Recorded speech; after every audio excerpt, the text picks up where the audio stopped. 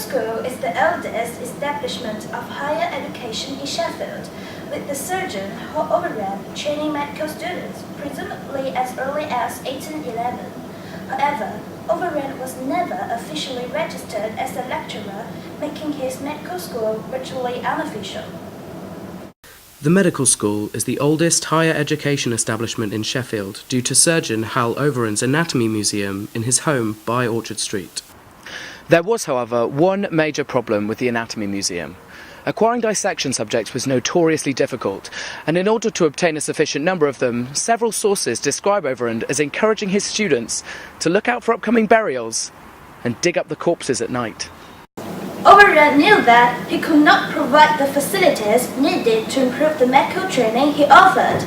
This led him to support a campaign organized by Dr. Arnold Knight to found a proper medical school, which is called the Sheffield Medical Institution.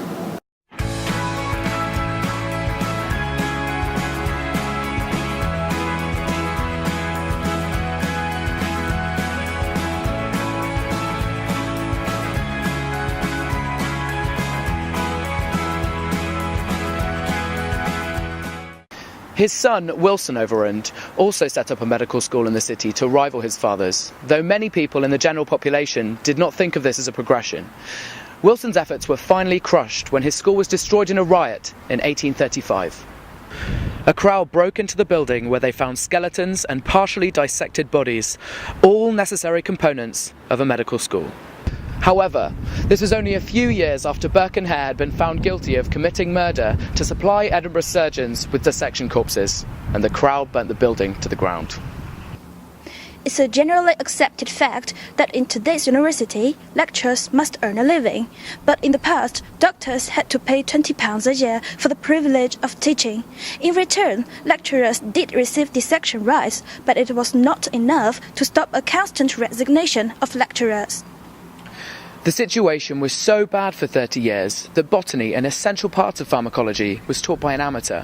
He was a bank manager who lectured 3 times a week at 8 o'clock in the morning in order to get to the bank for 9. In 1882, the chemistry lecturer resigned, and it was realized that, rather than run classes from inadequate premises, students could actually study chemistry at the new Firth College. The two institutions agreed to cooperate, and in 1888 a new medical building opened opposite the college. From this point on, student numbers increased and teaching improved. The way had also been paved for a future institution where the Firth College, the medical school and the technical school would develop as one and become the departments we know today.